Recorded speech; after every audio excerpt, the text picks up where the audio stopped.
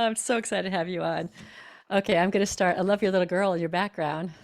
Yeah, honey, we're recording a class now, okay? Can you be gentle and quiet? Okay, thank you. Great. Okay. Welcome, everyone, to the Spiritual Forum. I'm so glad you are here. Thank you for everyone who supported the podcast, anybody who's put in a rating or review, shared it with your friends or family, donated on the website, thespiritualforum.org. Really, really appreciate all of your support because, like everything, we know you have a choice and you're choosing to be with this fabulous guest today on the Spiritual Forum podcast. So excited to introduce Dr. Edith Ubuntu Chan. She's a teacher of consciousness and human potential, a holistic Chinese medicine doctor, author, speaker, coach, and a mama of two luminous kids. Her journey began in 2003 after a series of meditation-induced mystical experiences that changed her perception of human possibilities forever. Since then, she's devoted her life to unlocking the secrets of our human potential. In 2021, Dr. Edith launched the Luminous Education Revolution program, supporting families in transitioning into the new paradigm of education, homeschooling, unschooling, village building, and awakened parenthood. Her upcoming second book, Luminous Kids, Luminous Education, explores humanity's transition into the new paradigm of awakened living with a focus on children, education, parenthood, and family life. Welcome, Dr. Chan or Dr. Edith. How would you like me to call you? Dr. Edith is more friendly. Yeah. Okay, great. Welcome, Dr. Dr. Chan is a Edith. little bit formal. Yeah, thank you so much for having me, Reverend Carol, and all the audience. It's so special to share this beautiful energy together. So wherever you are, in your car, in your kitchen, cooking vegetables lovingly for your children, thank you for bringing me into your home and into your life. And I hope that this is a uplifting and inspiring conversation for everybody. I know it's going to be. I will share with the audience that you gifted me with your Luminous Education set of interesting video interviews that you had. And I go to the gym in the morning and I listen to them while I'm walking the track. And I listen to other videos too, but yours are all so uplifting because it's so clear that we're creating, or that you're creating, that all of us are creating just a more beautiful world. Yes. And things can get really down. I mean, you can get really overwhelmed with the negative stuff that's going on, but can leave that aside and create something beautiful over here. But I thought we should start by you're briefly telling us your story about how you got to you're an extremely accomplished person. And now what you're doing is you're creating this new world with educating children. So can you give us kind of a brief walk through that story about how you got there? Yeah, I'd love to. It is always a little bit tricky. All the you, myself, and all the guests that you have on this show, everybody's so multifaceted, multi-talented, multidimensional. To like distill it into a few sound bites is always a little bit of a challenge, but I'll try. I'd say with regards to parenting and education, this story really started in 2013 because I was a freedom-loving hippie, holistic healing person traveling around the world and doing spiritual retreats and really working on my personal and spiritual growth. And in 2013, I had a profound experience in Thailand in this darkness meditation retreat.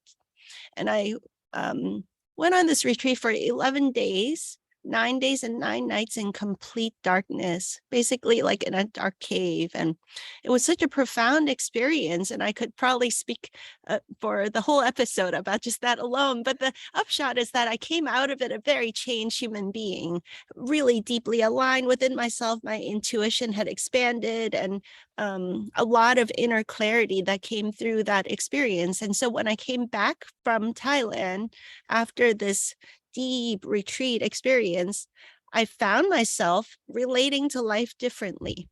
And we were living in San Francisco inside the city. And I found that when I went to work in my Chinese medicine clinic, my intuition has so dramatically expanded that I was a lot more efficacious as a clinician. I could just zero in and boom, I knew what was going on with the client and I could find better results much more quickly because my intuition was informing me to zero in on the deeper root causes when I worked with people. But at night, my intuition, I didn't know how to turn it off yet. So the energetic noise, I could sense and feel and even hear the grumpiness and the stressful thoughts of all of my city neighbors. And in general, just I couldn't tolerate the energy of the city was almost unbearable for me. So I had a hard time sleeping at night. I just crave that stillness and complete darkness. And there's just kind of like the 5G towers and the street light and the LEDs, all this stuff was kind of too much for my nervous system. So I told my husband, I said, I can't tolerate living in the city anymore. I dragged him an hour plus outside the city to a little cute little town called Sebastopol, California, where we found a tiny little cottage, very small cottage, but with 1 acre of land, where it was easy for me. And some of the audience, if you've heard my name before, you probably know it, associated with a book called SuperWellness, where we talk about how important it is to have full spectrum sunlight during the day, sleep in complete darkness at night, barefoot on bare earth time, that the energy frequencies of nature allows us to drop deeper into prayer and meditation more easily, whereas we have to go through a lot more of the energetic noise of the city life to get ourselves grounded, stable, and centered within to get that intuitive guidance information. And so in the city, I used to make a big effort to meditate, make a big effort to go to a park and do barefoot on bare earth, make a big effort to get sunshine and to black out curtains and like eye shades to sleep in darkness. All of this now happens naturally because I'm living in this more natural environment. And I noticed that everything shifted. I became basically a different human being. I was spiritually more connected. My intuitive guidance was more clear. There wasn't all this muckety muck noise that I had to wade through to hear my own inner guidance, you know? And my menstrual cycle, I hope this is not TMI for your It's audience, fine. started syncing up perfectly 28 days, month after month after month. And I was able to even feel my body awareness. I was able to feel exactly when I ovulated, which at this point, I'm like in my 30s and I've been, having my female reproductive system going for a long time. I never really experienced that deep inner body awareness and connection before. And this clockwork menstrual cycle thing blew me away. It was like within a month of moving to a new environment, everything shifted. So in this state, I started having an extremely vivid dream life. Like for the first time ever, I would just naturally want to go to sleep because the sleeping time was so deliciously restful compared to my whole lifetime up until that point living in cities. And this baby started showing up in my Oh dreams my. Yeah. month after Uh-huh. month, day after day, week after week. It was the same baby. So it wasn't just a one-time thing. And this baby says, "Hey, Mama, I've been watching you for a long time. I'm ready to come in now." And I'd tell my husband, I'd be like, "Hey, baby's here again." And he'd go, "La, la, la, la, la, la, I'm not ready to again." And we live in Northern California, expensive place. And we're like, can we even afford children around here? So there were a lot of thoughts, but mainly in hindsight, I feel that what we were resistant to is that we hadn't seen many examples of parenting and education and raising of children that we resonated with. There was a lot of, we grew up in a paradigm of sit down, shut up, go to your room, you're grounded, and you're valued if you play sports or get good grades in the school system. But other things that actually in hindsight we value even more, such as kindness and integrity and communication skills and connection with nature and the freedom to create a beautiful life, like all these things that they never talk about in the school system. We just hadn't seen examples of families and parenting and education that we feel like, wow, that's a rich and beautiful life. We want to experience that. It was more like, wow, kids are really expensive. And then, like the parenting paradigms of telling kids to sit down, shut up, it's like so much like dog training. And we're like, yeah, we're not into that. So I guess parenting isn't for us. We're not cut out to do that. That's how we felt about it. So when this baby came, there was a lot of resistance. And But he kept coming to visit night after night, week after week, month after month. And so I just got used to looking forward to going to sleep because I would have these fun play days, sometimes flying around the cosmos, sometimes like seeing this boy as a little boy. Sometimes he would show up as an orb of light, and we'd have these play dates every night. And at a certain point, he said, look, now's the time. I really need to come in.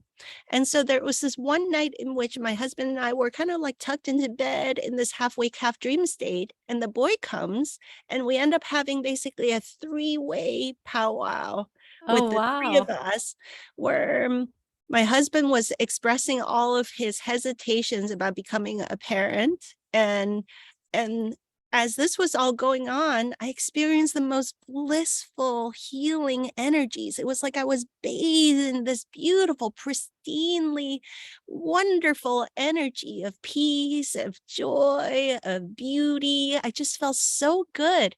And meanwhile, I experienced my womb space having some kind of like an energetic healing or upgrade, this pulsation of beautiful energies. And then my boy showed us the scene of all of these spirit babies, all interconnected like an ocean, like a webwork of light. And he said, this is in 2013, he said, right now, as we speak, there's a new generation of us that are all coming to the planet to blanket the earth with this new light. So all of your objections about the old paradigms of parenting, education, the old ways of family life, I agree, is true. You are right. And I can't just theoretically philosophize with you. I need to come in and have a body to co-create the new ways of being human together with you and together with all of these other spirit babies. You see the permutations and elegance of how we've all chosen. In fact, every being scours the cosmos and chooses precisely to come to the planet for special purposes and to come and choose exactly the most ideal and perfect set of parents to incarnate into a certain family experience, together collaborating with all these other families. You see, we're all choosing to be here with precisely coordinated incarnation times into families and communities all around the planet at these precisely coordinated ways so that we can all come together and build the beautiful new experience of what it means to be human. The depth and elegance of this, he said, I can't explain it to you. You have to take my word for it, but can you feel the energy? And of course, I'm feeling this energy as he's communicating all of this. He said, just so you know, what you're choosing is not us as a nuclear family. You're choosing all of this. And he's showing this beautiful webwork of light. And the intricacies and the dependencies is so profound, I can't explain to you, but just so you know that if you choose, you do have free will to choose. If you choose not to conceive me, he went, and he just black out. The whole scene disappeared. He said, we'll go back to the drawing board and figure out new permutations. But so you know exactly what you're choosing with your free will, you're choosing all of this. It's not about you. Is about Wow. all of us participating in this grand transformation of all of humankind. Well, how do you say No no to pressure or that? anything. It was like, no pressure. And so after that, my husband was like, holy moly. Oh, so he went to yoga class and did some stretching and shavasana. And at the end, he's a tennis player. So as an athlete, he likes to do yoga mostly for the stretching and agility. And he did shavasana laying in corpse pose at the end. And he had this dreamscape. And our boy came to visit with him. And he was like, oh, pretty cute. I'll consider it. And the energy of our house was so strong with this baby energy that a lot of people would come over to visit and be like, is there a baby here? We're like, no, there's no baby. And there was a certain moment where we could feel his presence so strong. We could feel the energy was just right. And we naturally gravitated towards this conscious conception experience that was just, it just naturally unfolded where we could feel this was the time he was present, he was ready. And I experienced this breath cycle in my womb space immediately afterwards. And there was no need to take a pregnancy test. I already knew it was a boy. I knew that he was conceived in that moment. It was so strong and so Wow. palpable. And I hadn't heard of other people having such a strong experience. Now that I've started talking about it, I hear lots of other people have these experiences, but they didn't know that this is actually normal, you know? The other thing of being very disconnected with our bodies, disconnected with our spirits, I think that is actually abnormal. We got indoctrinated out of this state of being. And I'm sure we'll talk about that more later in this conversation. And so this baby just guided us naturally throughout pregnancy. I would communicate with him, and we chose to have a natural home birth in the water tub with beautiful midwives, and he helped us to choose the best midwives. And then when he was the time to go to preschool, the whole thing, it was like he was my buddy before conception. So we had this relationship all throughout. It was like such a joy, like, welcome, buddy. Now I get to facilitate you to have an awesome experience as an infinite cosmic being coming to planet Earth. I see myself like a tour guide. Like, what would you like to experience? Let me show you around and have a good time, you know? And so with the birth, it was like, hey, what works for you? It's like, what would you like to eat? And, you know, how are you doing, buddy? And the whole thing, this little buddy, like now he's birthed, and we naturally transitioned into prolonged nursing and co-sleeping, all these things. People would say, oh, you guys are doing attachment parenting.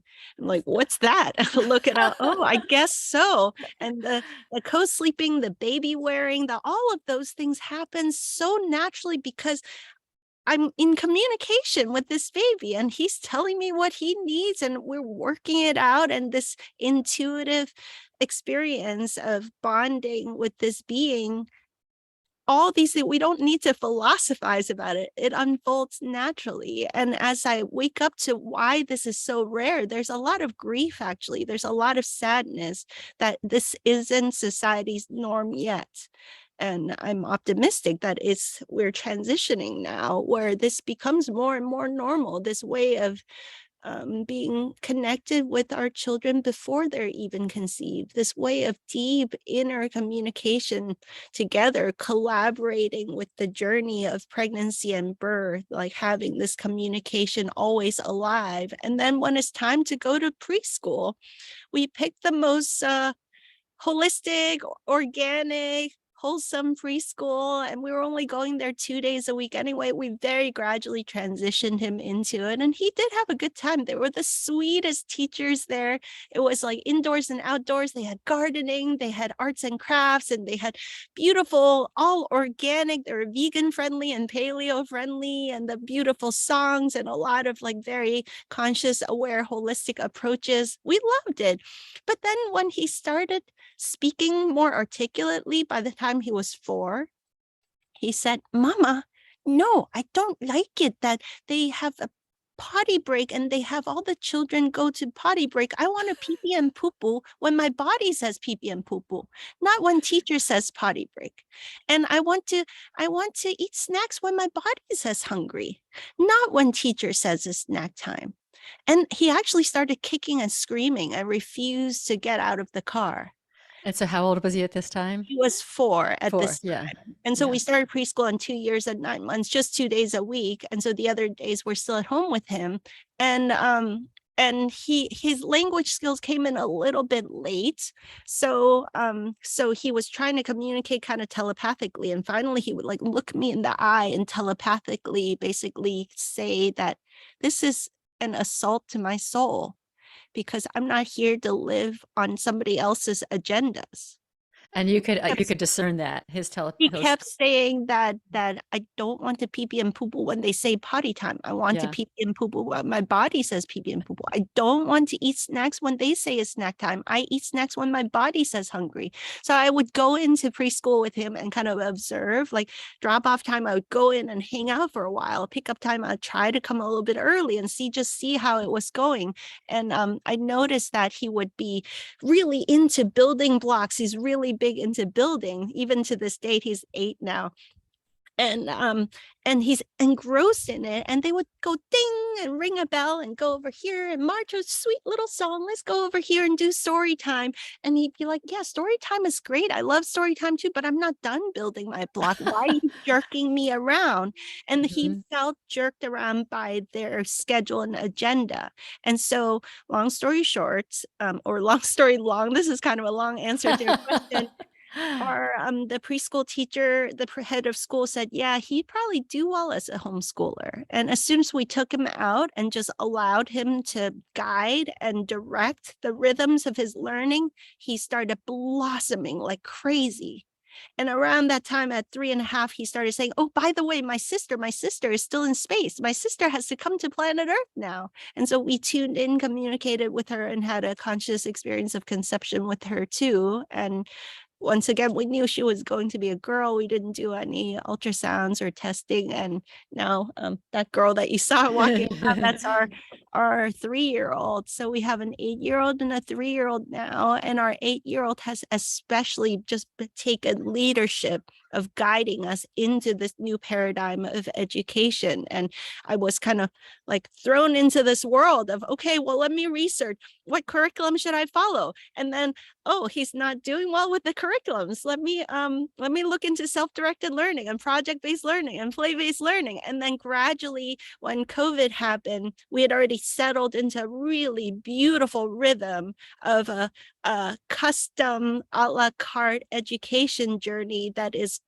directed by a child, really kind of joy-based and interest-based and passion-based, but we're in the community doing lots of cool stuff. And I didn't have a name for it, but I just knew what we were doing was really beautiful and special, and it worked for our family. And it was a direct extension of just deep listening, right? Since preconception, I listened to him. He taught me things. He guided me into this journey all throughout pregnancy and all throughout this whole transition into preschool and out of preschool into being self-directed.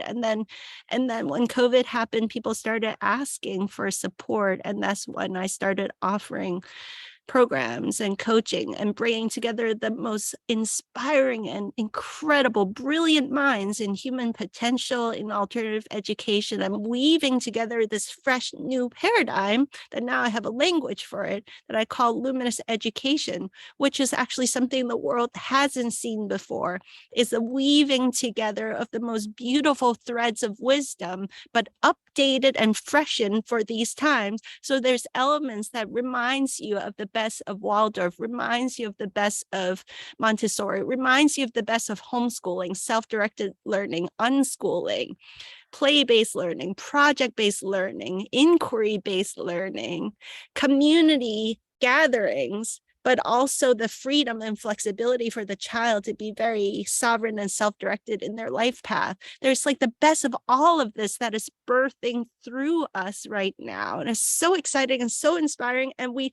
don't quite completely know how it looks because there's no more one size fits all. So it's it's a transition from like factory farming Yeah. to permaculture and biodynamics, where permaculture and biodynamics, there's principles at play, but every farm looks different. And it's a deep listening to the land and to the nature and to the ecology of that local area and to the people of that local area, right? Whereas factory farms, yeah, they all look the same. So with education, with parenting, there is that similar kind of transition of our consciousness into being very present with what is, deeply respectful and honoring, and allowing the creativity and that collaborative higher win-win co-creative possibility to birth through our families and our communities right now. And it looks different for everybody, but the underlying essence of it is the same. Well, I think this is one of the most hopeful messages that I've been dwelling in recently, and I hope everyone who's listening is really inspired. I'm thinking about your son and the preschool. When I was a child, and this would have been in like the early 60s, I remember I was in kindergarten in Orinda, California. And so I would have been like, what, 5? And I remember a day in my life. I remember the day that I said to myself, 12 more years of this? I couldn't believe that I was 5. 12 years is even beyond what a 5-year-old can think of, but I knew there was something called 12th grade. I had older siblings. I just couldn't believe that I was stuck in this prison. And I don't know what happened that day to have that realization, but I adapted, and I adapted pretty well. Mhm. But it's only really recently that I've very much awakened to how I wasn't educated, that it was a conforming system. There was something, it's like you take a bunch of square blocks and put them in the round hole, and we all got to come out round or something. So I can really see, you know, I can really see the limitations of our current education system. It's a lot about obedience, and certain ones prosper and certain ones don't, and there are all these problem kids, and then there are these special kids, and it goes way beyond not being able to pee pee and poop when you want to. But Right. it's not like public education is absolutely horrible. But as we spoke before we got on recording, you're creating something that's so much more fun, so much more. Why not go jump on that train? So you don't have some 5-year-old sitting in kindergarten going, I have 12 more years of sitting and listening to my teacher tell me what I have to do. Yeah. Wow. That's very profound that you had that realization at 5. And I guess my boy had that realization at 4, and how many of us, maybe we tried to communicate with our moms and dads at that young age while the veils are still thin and our divine connection is still so strong.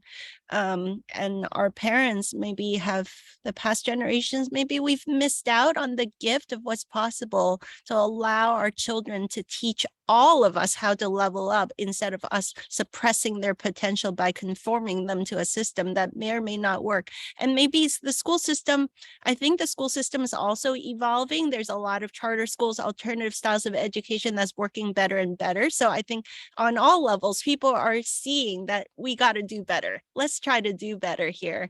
My boy, as he was talking about all of that in preschool, I started observing the patterns at play, and I saw that with the kindergartners, with the 5-year-olds and the 6-year-olds, there's a gradual agenda of training the children to be more rigid in their rhythms and their schedules, and the ringing the bells, almost like training Pavlov dogs to kind of be like, show up at this hour, and then ding, at this hour you're supposed to do math, and then ding, at this hour you're supposed to be hungry, and ding, at this hour you're supposed to do music or English or whatever. I working in holistic medicine, I've had the blessing of accompanying many thousands of people through what has been deemed incurable conditions by the old medical system, that, and we know that there's no such thing as incurable. But what I discovered through and through, what gave the best results was not which acupuncture protocol, exactly which herbal supplement or whatever. It was this deeper inner questioning, this inner connection with ourselves that gets restored, that kickstarts the healing cycle. People taking a huge step back and doing the soul searching, asking the deeper questions like, well, who am I? What is this life for? What am I doing here? What do I value in this life? Am I living my life congruent to what I say I value? And what are the tools, tactics, and strategies to support me in creating the most beautiful, rich, and fulfilling experience of life? When people go to that level of inquiry, then all the tools, tactics, and strategies, they fall into place to support that, right? So I'm watching this 4-year-old, I'm like, wow, he's saying, don't don't do that to me. I don't want to get all disconnected from myself only to have to do lots of personal growth and spiritual growth in my 40s, 50s, and 60s to find myself again. That is such a stupid system. It's too inefficient, right? Like, how about we just don't disconnect our children from themselves? Of course, there is like, we want to learn manners. We want to be responsible, reliable human beings too. But that's part of, those are just skills for life to support you in creating a rich, beautiful life that is in alignment with your divine essence. And how do we support our children instead of squash that connection so early? So I just really saw how at age 5, at age 6, at age 7, gradually we're indoctrinating children into this kind of factory model. And you could just see that that's what's going on. And much respect to all the educators, the teachers, and the parents of who are in the school system, that I think many of us are asking those questions, and there's no one size fit all solution here. But I highly encourage all of us to ask those deeper questions now, because the old system is collapsing upon itself. We can see it's a chaos out there. And, it's just a matter of time that everything collapses. And we really need to focus our energy on building much more beautiful structures and solutions moving forward, because the old one just hasn't worked for a long time now. And thank goodness for all the situations of COVID in these last few years. It's gotten a lot more of us to ask these very important questions. Yeah, and the old system collapsing is where a lot of people get really depressed and really down, and their energy gets really low, and they get afraid. But you're turning this into, what are we going to build? What kind of world are we going to build? This idea that your son outside the womb, before he was even conceived, showed you all these spirit babies that were coming in. I mean, that's pretty exciting to think that there's lots and lots of souls out there that are wanting to incarnate now. And they wouldn't want to be incarnating now if it was like completely horribly, depressing and right. hopeless. They're coming to bring hope and a new world, into being. And so our job, I think before we got on, I was sharing that I feel so much regret that I didn't have this information for my own children. I wish that I did. I was very much caught into being a working mom, and I was really lucky. My mom and my dad lived a mile from me, and they really helped raise my girls. So it was very much a family thing. But I got all sold on being the working mom, and it worked. But I looking with everything I know now, I go, oh my gosh, all these opportunities I missed with my kids and connecting them to the earth and their bodies and their own expression. It's like, part of me goes, oh, I failed as a parent. But so why don't we address that for now, just in case anyone else has that thought, because you were telling me that, well, go ahead and tell me how the reality of that. Yeah, I mean, there's like the biggest, there's like big patterns at play with the consciousness cycles that we're going through. And then also on an individual level, maybe we all came here to experience what it's like to live in separation, what it's like to be a woman, but be told by a society that to succeed, we need to act like men and chase after our careers in this certain way. I definitely support success on all the dimensions, but I think we're also learning what it's like to be a woman, what it's like to be a mom, and to embrace the power of that femininity. There's so many layers to this that we're all waking up to. But the biggest piece is that my girl, when she was conceived and she was in my belly, I communicated with her quite a bit, and she kept just sending waves and waves of joy and appreciation and gratitude. She kept communicating that I couldn't possibly have been conceived a moment earlier, because our human collective consciousness was so inharmonious to this new type of human that wants to come in now. And it was the deepest, most sincere thank you, gratitude, appreciation for all of us that bridged the layers of consciousness, that did all the personal growth work, the spiritual growth work, that created enough of these conscious structures and systems, and asked those deeper questions that made the energy friendly enough for this new generation of luminous kids to come in. So she just kept saying, thank you, thank you, thank you. It's because of you guys, all the work that you did to bridge the worlds, that now this new generation can come in. It's very exciting. Very exciting. How would you define luminous kids? What is that? What is that? For somebody who Yeah, hasn't heard that term before. the audience may have heard terms like indigos and crystals and Mhm. rainbows and star seed kids and all these kinds of new agey terms. I like the term luminous kids or luminous children because it doesn't have some of that new agey baggage associated with it, and it's this idea that we're all expanding into our fuller and fuller possibilities as a human family now. In the old paradigm, we were living in separation. We're living in what our mutual friend Mark Gober calls the physical materialist paradigm, is associated with this paradigm of separation, instead of what my friend Charles Eisenstein loves to use this term interbeing, the new story of what it is to be a human. Our experience of life and reality is more expansive. We are oriented towards finding harmonious, higher win-win in everything that we do. And we're not so disconnected from our divine essence, so we incarnate into bodies and we have an experience of the physical reality, but we're multidimensional in our awareness of reality. We can access all the levels: body, mind, emotion, soul. We remember, in the case of my boy who's 8, starting at around age 4, he started telling me all these beautiful stories of what he remembers from before he incarnated. Mama, before I jumped into your belly, this and that, like I remember jumping into your dreams, and I was so happy that you could hear me, because other babies in space tried to jump into their mamas and papas dreams, and sometimes their mamas and papas aren't very healthy and they can't hear, so they have to do many tries before they can get through. And I remember choosing you, and I saw all these different families on the screens, and when I saw you, I said, that one, that one, that one. And Mama, I remember that there was this special recycling machine that turns stars into babies, and I remember being a star before I was a baby, and all these kinds of things.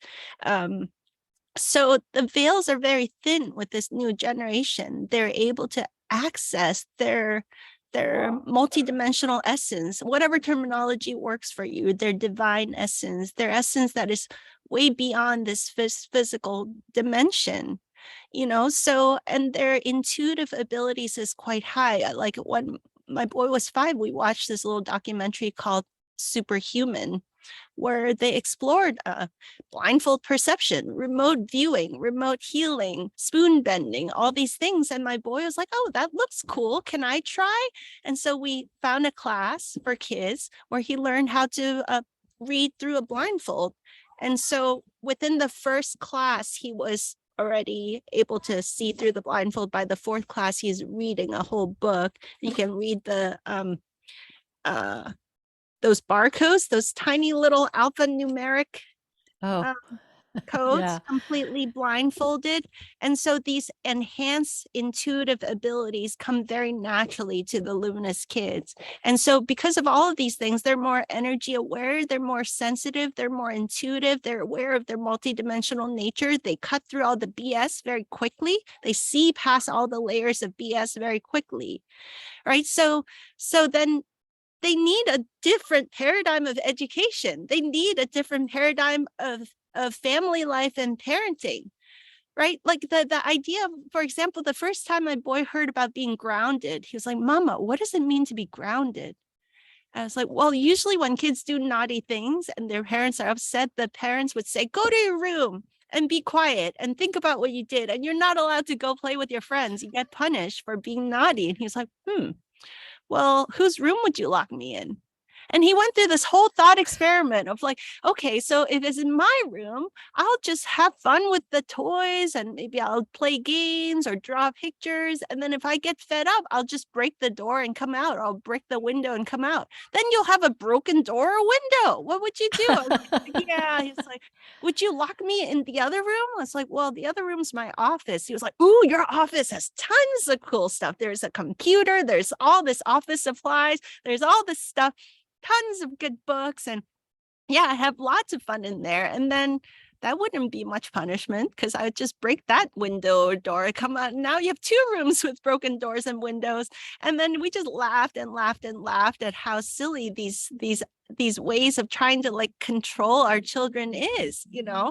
instead of just respecting them, honoring them, having a conversation about why certain behaviors don't work for anybody, including it probably doesn't work for you, because here on planet Earth, when you do something like that, it makes your friends feel hurt feelings. And then it makes them less likely to want to stay as your friend because it doesn't feel good for them to be around you. And so that's why we want to be kind, because we feel better when we're kind to others too, and so this, yeah, this whole dynamic is, as our friend Mark says, is upside down, is backwards and Upside upside down. down, Yeah. is making us flip all our paradigms on its head and have to think fresh and new about how we want to engage with our children.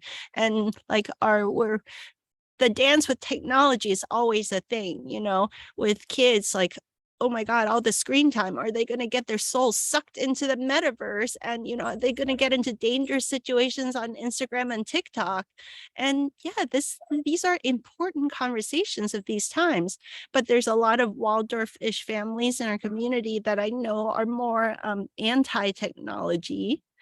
And so there's, well, what would Steiner say if he were alive today? He would probably come up with something that's fresh and new that works better for today's time, instead of being totally dogmatic, stuck in time. You're only allowed to touch wooden toys and nothing artificial, like it was appropriate for the context of that time. But at today's time, we live in a different world now. So what would work for today's time? And so I see technology a lot like the first time you teach a toddler to cross the street, you want to explain to them, hey, let's look left, right, left, so there's no cars, and then we cross. The first time you use a knife, hey, this is a really important tool to cut fruits and vegetables, to carve beautiful art, to do all kinds of things. But if you're not careful, you could hurt yourself. So let's make sure you have the skillfulness with it. Technology is a tool that if we're not skillful, we could hurt ourselves. So that's just a lot of conversations around this. So with our boy, we tried hiding the tablet from him. And he said he was like, I can use my third eye, and he would just find it, right? So then you need new parenting paradigms if that kind of mechanism of control is not going to work. We really just need to equip him with wisdom, with conversations around, honey, if you're on your tablet all day long, we miss you. We miss having you as part of the family doing fun stuff, So there's a lot of, okay, honey, I'm gonna go for a walk in the trails. How's your show that you're watching, or that project you're doing on your screen? Like, how's that going? And he'll say, oh, I have 5 more minutes. Like, okay, I'll wait 5 more minutes, and then let's all go on a trail walk together. So there's no fighting about it, right? And lately we're experimenting with, on Fridays, he comes to the office with me. And so he helps out with putting away inventory and doing stuff. My office manager is wonderful. She's very like-minded with this paradigm of being with families and communities. And so I'm very blessed that she's like, oh, well, this is something that your boy could help with. Should we ask him? So he puts away inventory, and then he does some stuff on his tablet. And then twice during the day, he has to track his own time to go to martial arts class, because he's doing karate at the martial studio right next door. So he is aware that when he's on his tablet, that is a kind of alternate reality that we want to anchor in this reality. So as long as you show that you have are responsible and reliable, you remember to go to your karate. And then he's also come up with other projects, like Mel Science or KiwiCo sends you these kits. He's like building engineering projects. So he gives himself assignments that he does on Fridays, interspersed with the technology time, to really nurture this skillful navigation of technology where we don't get sucked into addictive patterns with it, Hmm. Hmm. but he's showing that he can be responsible with it. And it's a conversation that is always alive in our family about what we love about technology, what we're worried about with technology. So we're sober, wise, and conscious in our approach. And my good friend Dana Martin, who is a big unschooling pioneer, she's like a mentor to me. She says she doesn't even like to use the term screen time because that's highly disrespectful. If a child's reading a book, can you imagine if you were like, that's enough paper time for this week? How about, hey, honey, what are you doing on your computer right now? Is it a game or what's going on? Is it fun? How much longer would you like to play that game? Because we want to go out to the store and get some food and come back and cook some dinner. Would you like to join us? And then he might be like, I'm doing this really cool project on my computer. I don't want to come, or I do want to come. If we respected what they were actually doing with the technology and it was part of the conversation, then it's a completely different dynamic. There's no Yeah. need to fight about it. It's more like I respect you, you respect me. There's a mutual collaborative, respectful energy in the family dynamic. And then it's like, oh, well, help me help you to even get more out of your experience with technology. Right? What does that look like? And is it helpful for me to check in with you once an hour to say, hey, honey, you've been on there for a long time. Are you hungry for a snack? You want to take a break and stretch your body? You want to come out into the sunshine? Drink some water so you're not hunched over this device for too many hours. Do you want to wear blue light blocking goggles so that your body and your brain is more healthy when you're using the technology? My vision is that all these things that we're stressed out about and worried about with technology, this new generation of Luminous kids, a huge part of their mission is to harmonize our relationship with technology and actually see that it's silly. Why do we have technologies emitting energetic frequencies that are harmful to our health? Let's do better. Why don't we create technology where everything from the 60 hertz of the electrical grid to the Wi-Fi and the 5G are nurturing to health and nurturing to life instead of anti-life and zapping our life force from us? I think this new generation of kids, they are brilliant. They will find the higher win-win, and their consciousness is already aligned in this way where they don't like to be living in fear, living in coercion and control. Right? These last few years made us ask a lot of questions like, haven't you noticed when people are clear and confident within themselves, they find a conscious, higher win-win solution that's brilliant, that transcends the problem? Yeah, I think People that are, it's interesting.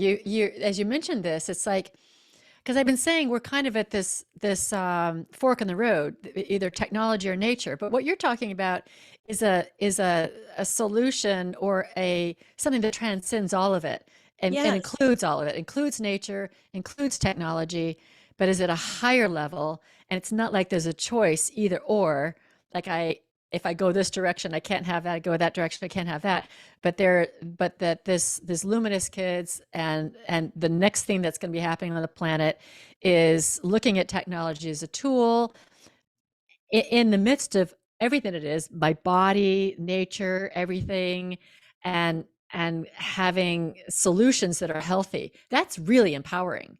That's really yes, empowering because it has yes. kind of looked like either or, I think, for a lot of people up until now. I have to ask you a question though about these luminous kids because is it just luminous kids that are coming on the planet? I mean, what if you have just a regular old kid? Like my neighbor has luminous kids, but mine are just plain old kids. Yeah, I mean, I know you're kind of half joking, and really it's like a gradient. It's a term that refers to where we're all actually going. Yeah, Like I mean, all of us listening, don't you feel so much wiser and more strong and aligned within yourself since everything has been crazy these last 3 years? I feel like I've gotten a lot stronger and wiser. I'm opening to new ways of seeing, new realities, me too. expansive, new creativity, resourcefulness, new possibilities that are expanding. So I think we can't help it. Resistance is futile. We're all waking up, we're all expanding. And there's this idea of energetic resonance, right? Because there's enough of these children that are here bringing this energy, this consciousness, just like two tuning forks. This one's go bing, and it comes to this one spontaneous ring, ignites into this vibratory state. And just by their presence, they don't even have to say or do anything. They hold an energy resonance that spontaneously ignites many more of us to light up from the inside out. And then together we naturally create beautiful possibilities, new education paradigms, new family paradigms, new ways of engaging with the communities, and then all the other systems. We're going to see new financial systems, new medical and health systems, new agriculture systems. It's all happening across all the dimensions of life. And it's just is really what underlies this one thing, this blossoming of human possibilities and human consciousness, which changes all aspects of how we engage with life and society. Yeah, and it's a very exciting time to be on the planet. I mean, we're all here. We're all here by choice, I assume, and we're Yeah, here and to usher this in. yeah, and I think the children play a really important role. One piece of this that one of our teachers in the Luminous Education Revolution, his name is Masajati. He clued me into this.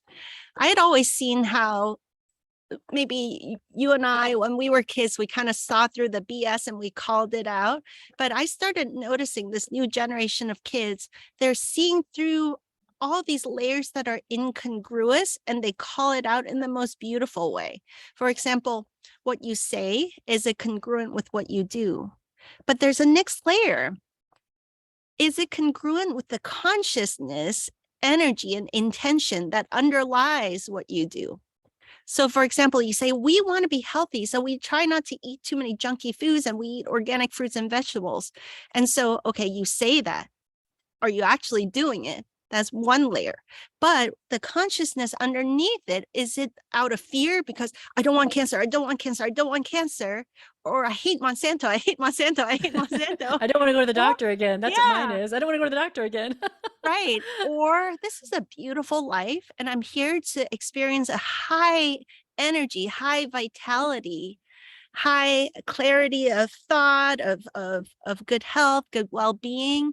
And I love this life. So I'm going to do the most loving thing and also the most delicious thing. So how can I choose delicious, healthy, high vibe, nourishing foods for myself? And so as a natural side effect, of course, I'm not going to eat way too much sugar or junky foods. It just happens naturally. So these kids are seeing that. So those of you that are moms, dads, educators, if your kid is resisting something you're telling them, consider if it's because you're not congruent in your action. I think if we're honest, we can just be honest with ourselves. Sometimes we're not. But more importantly, the consciousness, is it out of fear? Is it out of a militant, rigid control paradigm? Is that what they're actually resisting against? Because maybe they don't want to resist against healthy eating and healthy living, but that rigid, militant, coercive energy is what is repulsive to them. And could you blame them, right? Like, we understand. So look at that. And then Masajati clued me into the fact that with these children, the veils are so thin. They're actually looking at all these levels of how you operate relative to what he calls the blueprint, the universal blueprint, or the divine blueprints of what is the highest possibilities that is in alignment with the higher laws of the universe, whatever term some people call it, natural law, cosmic law, universal law. Are you living in congruence with that? That's the fourth deeper layer. And these kids may not have the language to articulate it, but they're seeing all these levels and something feels incongruent in some level of it. They're going to resist against it because they're almost practically allergic to it. That's one characteristic I feel with the luminous kids, is that they're so clear and so congruent through and through. They're almost like allergic to any of these distorted ways that we did things in the old paradigm. So we have the opportunity to listen deeply to our children, allow them to up level all of us instead of us trying to make them distort and contort themselves to fit into the old paradigm. I think we're actually missing out. We're missing out on a beautiful gift that's possible if we listen deeply. When our kids put up resistance with things that we share, it would be like, honey, explain to me, how do you see this? I want to learn. Show me. And then together, I've been on planet Earth for a few decades longer than you. Is there a higher win-win from my perspective, from your perspective, that could be a solution that's even better than either of us could have imagined alone? That this is the paradigm that I think in a new education system, collaborating and co-creating the beautiful solutions of the future, we have to start learning how to interact with each other in this collaborative and co-creative kind of way. It's so exciting. And I mean, you're talking about the tuning forks, I feel like just in this conversation, my own energy is kind of lifted. I'm very excited about the future. I'm not always excited about the future, but I am excited about the future when we're talking about the old structures falling away and creating something new, and that these children um, are bringing this beautiful energy, and also those who've been on the planet longer, we have some wisdom to inform as well. So there's this kind of co-creative interaction. How beautiful is that? It's so beautiful. And I know we're going to have to close soon, but I want to talk a little bit about your Luminous Education Revolution program and what's in there, because I've listened to several of the presentations that are on in the video, the several videos, and there's so many. They're varied, and some is really talking about the luminous kids, and some are talking about different ways of organizing education where the kids are creating their own schools, and then some are even just even as simple as, how can we create something that's an option, an alternative to the public school, that's going to meet everybody's needs, but it's not as much focused on the luminousness. It's just kind of focused on how can we organize ourselves differently. You have a wide spectrum, I think, that you're presenting in your education program that I think could benefit everyone. So can you talk to that a little bit, and then we'll kind of close? Yeah, this is Luminous Education Revolution. Thank you so much for seeing the depth and breadth of what we're wanting to offer here. It's an invitation, and in some ways an invocation of this much more beautiful world that we're all entering into. And I don't know about entering into as much as is emerging through us, is emerging through all of our family dynamics and our community dynamics. Is just naturally what wants to be birthed right now through all of humankind, So I wanted to create a very holistic journey of 18 sessions that take someone into asking these deeper questions, because it seems like it's about education and parenting and village and community building, but really it's a deeper question of, who are we? What are we doing here? What does it mean to be human during this transformative time? And what is the more beautiful world that we want to create? And so then what is the parenting and family dynamic and education paradigm that is congruent with this future of what it means to be a human? So we're cleaning things up across the board. And the 18 sessions start with asking some of these deeper questions, getting clear about this vision, and then seeing that what already exists, that there is a beautiful, that we don't have to reinvent the wheels. Like, what's the best of these alternative systems out there, like Waldorf, Montessori, self-directed learning, play-based learning? What are the threads of wisdom that we can still glean as we build this new world together? But very importantly, there's this aspect of the new luminous kids. They are different. They are multidimensional. They're highly sensitive, highly intuitive. They have awakened new possibilities. And my good friend, who's a human potential researcher and expert, John Chavez, did an amazing presentation about brainwave patterns and how kids are naturally geniuses, and meditators into adulthood can access these so-called altered states. But in the conventional school system, about age 5, then their access to these higher brainwave states gets just tanks. Mm-hmm. And he feels that it doesn't have to be that way. It has to do with our school systems, putting the kids into like, ding, wake up, go to school. Now you do math, ding, now you do English, ding, now you eat, and ding, now you're allowed to pee and poo poo. And this rigidity actually stifles our human possibilities. And I think we can all feel that. It's nice when a scientific researcher presents all the brain science so to show you that, wow, we're missing out on beautiful gifts here.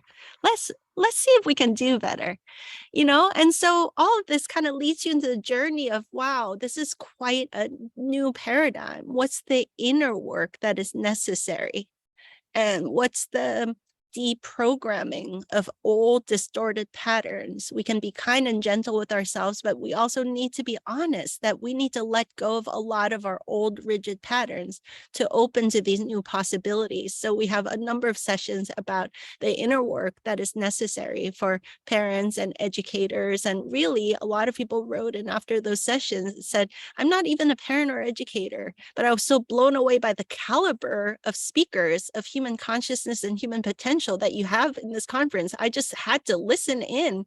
This training is the most profound training for anybody who sees themselves as a visionary, creating beautiful solutions in the world, because we're all products of an old parenting paradigm and an old education paradigm. So what are those old patterns we all have to let go of, whether you have kids or not, right? It's just that if you do have kids, there's an urgency here. You feel like right in your face, the kids kind of like blow up in your face with all the shadows, and they really mirror to you all the stuff that hasn't been healed, So inner work is a huge piece of this. And how do we, in this world where there's no one size fit all, what is the deeper process that we can go through, where we can come to what is the right curriculum, finger quotes, curriculum, that is uniquely perfect to support the expression of the divine gifts and the essence of your child?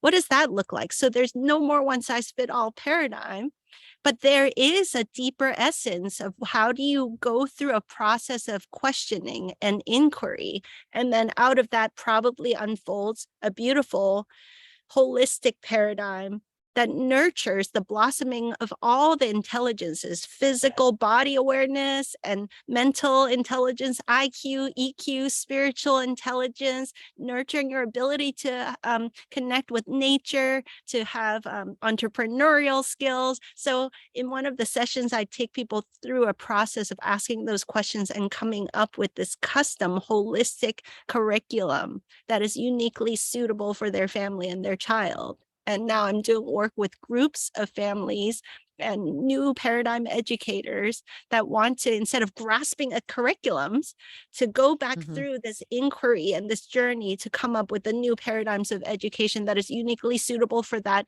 village, that community, not just individual families, So it's really exciting time. And of course, we want to land all of that with examples of people that are already doing this. That's the exciting thing. This isn't a someday. Already, we're starting to see local communities coming together because of the urgency that was created with the COVID situations, with the school closures.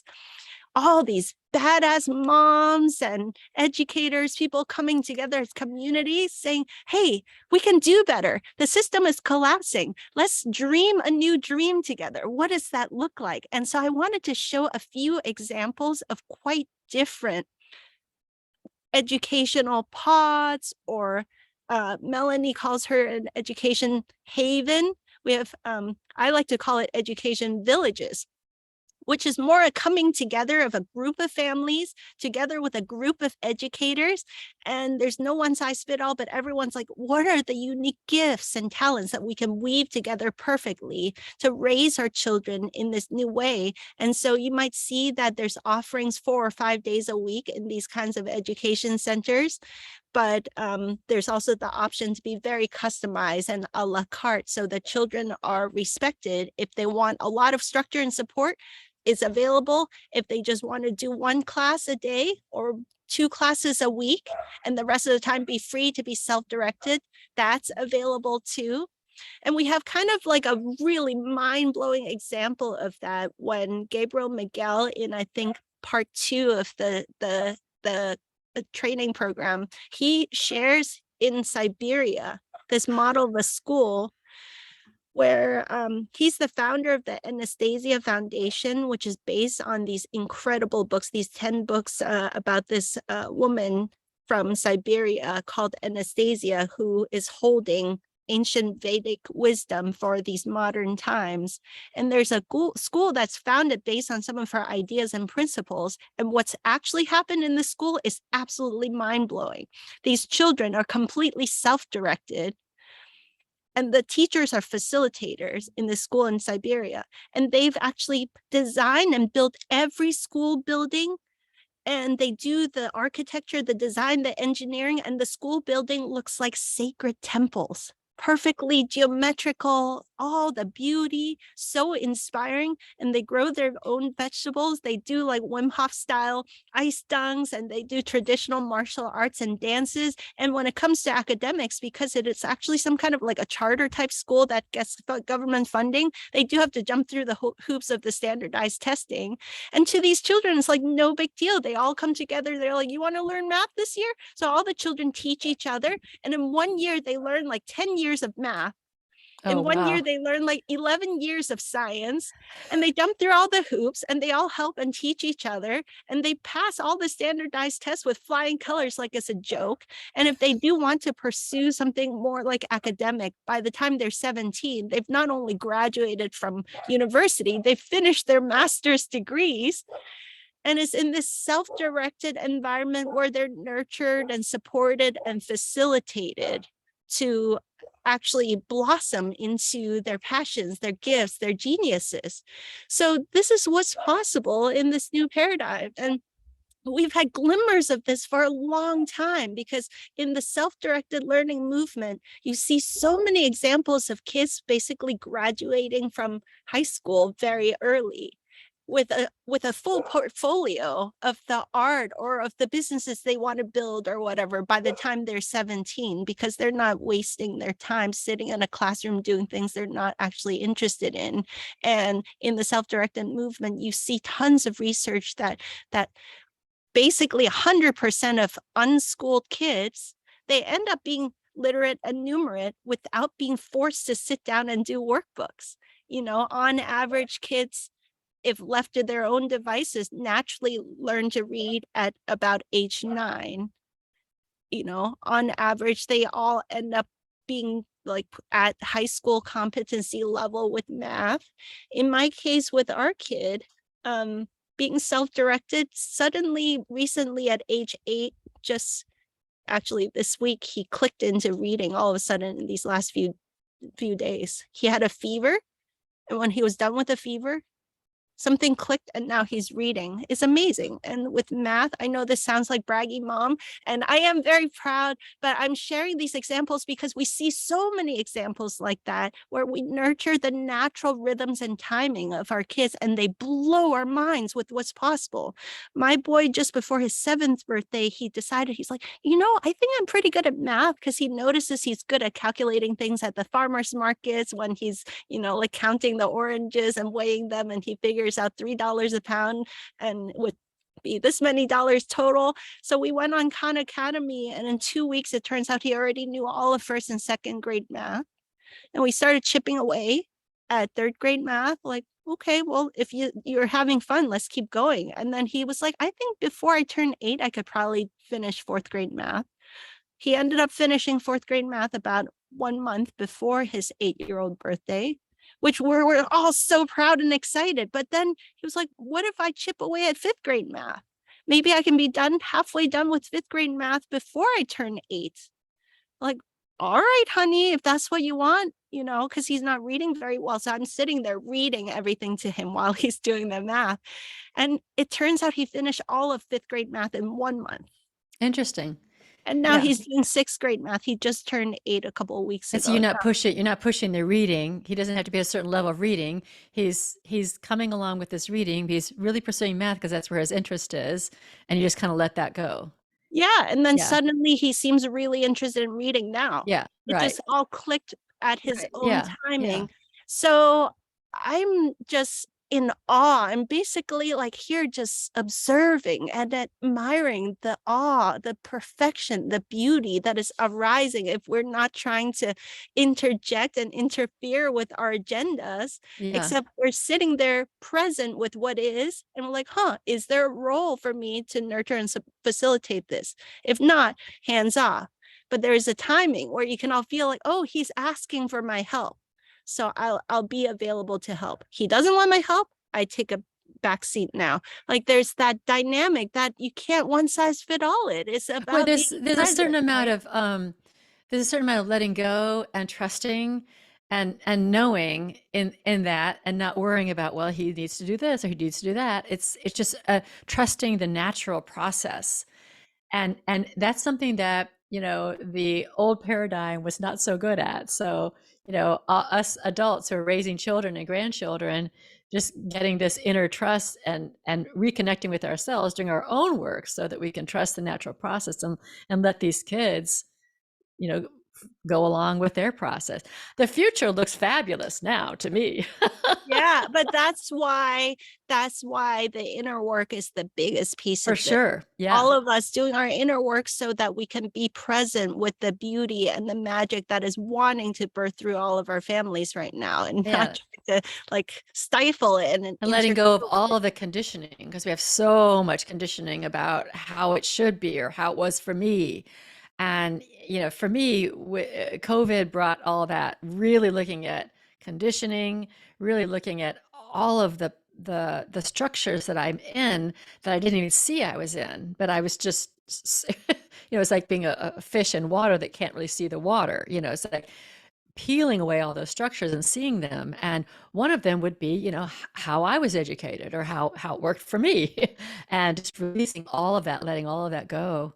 Yeah, Um, I mean, we could talk on and on about how the old system distorted our values. We valued the things that they had subjects for in school, and we yes. undervalued the things that are actually valuable, like Yeah. kindness and communication with one another and body awareness, taking beautiful care of your health and your well-being, communicating well with each other, working collaborative at teams, being a deep listener, and the intuitive awareness. There's so many things that are actually really truly valuable. Being street smart is truly valuable in life, and it wasn't honored in school, but somehow math, reading, writing, history, or all these subjects that they graded us on, Yeah. we valued those. And then there's the distortion of rewards and punishment that Charles Eisenstein said so boldly and beautifully.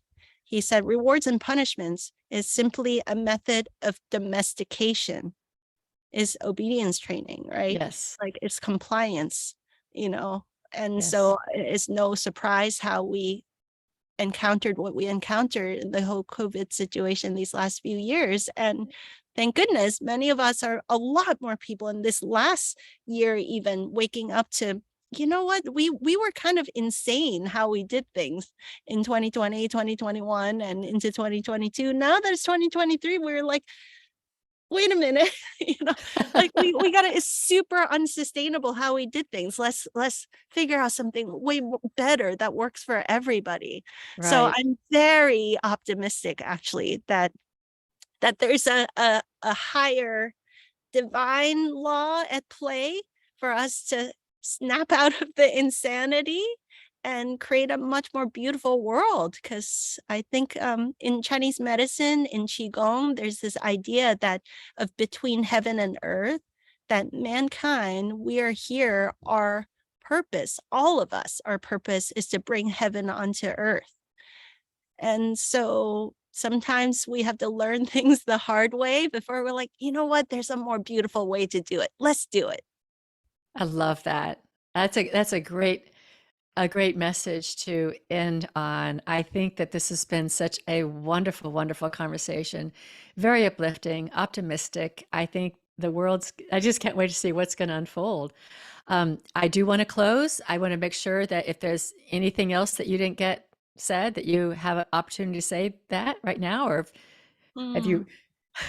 Yeah. So if this conversation resonates for you, I'd love for you to join our community by tuning into luminousrevolution.com. That's the website, luminousrevolution.com. And you can see some of the free, there's not even an email opt-in thing. You can just see a couple of the free videos to get a taste of the level of conversation that I have heard from people that tuned into it. They said this rocked me to the core of my being. People have said I had cartoon tears like bursting out of my eyeballs because it cleansed a part of my soul that's so needed to be seen and heard. Because I knew as a child that how this whole parenting and education system was done, it was incongruent with my soul. And thank you for articulating it so clearly and then helping to, it's really a portal that we step through when we go through these 18 sessions of inquiry, of clarity, of inner work, that you come out on the other side excited and inspired to be part of creating these beautiful solutions, to be so thrilled and so blessed to have the honor of being a mom, a dad, a grandma, a grandpa, or an auntie, or an uncle, or to just be part of the solution making generation. It's like such a thrilling time. We really won the cosmic lottery, in my opinion, to have an incarnation during this time. So if you resonate with the energy of that, we'd love for you to join us at luminousrevolution.com. And beyond education and parenting, the my day job is as a Chinese medicine doctor and as a consciousness and human potential coach. So my personal website is dredithubuntu.com, Edithubuntu.com. And I'm always open to magic and synchronicities. So whoever that's listening, if you resonate with the energy of this level of conversation and you feel like there is some collaborative way that we can do some work together, I'm also planning to do some fundraising to support the massive expansion of Luminous Revolution. So if anybody feels that they've been blessed with finances that they want to pour in a very conscious and meaningful way and want to do some collaboration and support the massive expansion of Luminous Revolution, we're building a project where we can actually network all the communities together all around the planet that are birthing these new paradigm education villages. We need some support to hire video editors and copywriters and build a team to actually birth the next generation of the luminous education work. So if this is striking a chord somewhere in your soul, I'd love to connect to see how we can collaborate together and do some beautiful work together moving forward. Wonderful. Thank you, Dr. Edith. I'll have all those links on the podcast page. And this has been such a great conversation. I'd love to have you back on because we could keep talking, but I'd also love to have you back on to talk about your darkness meditation that you said Okay. would be an entire episode. That just sounds really interesting too. So thank you so much for your generosity, for the light you are on the planet, and the hope that I think you're giving all of us. And bless you and your parenting, your kids, and all of the work that you're doing. It's Yeah, fabulous. Rev Carol, I feel so blessed, so honored that Mark connected me with you, and I'm so inspired by the work that you're doing in the world. And thank you for your courage to navigate these crazy times with this beauty, this divine light, this truth, this, yeah, the bravery that you're showing to shine the light more fully in these transformational time. I'm so blessed that we're connected now. Me too. I feel the same way. Thank you so much. And thank you everyone for listening, everyone who's hung with us this whole time. I really appreciate it. And I now close the Spiritual Forum.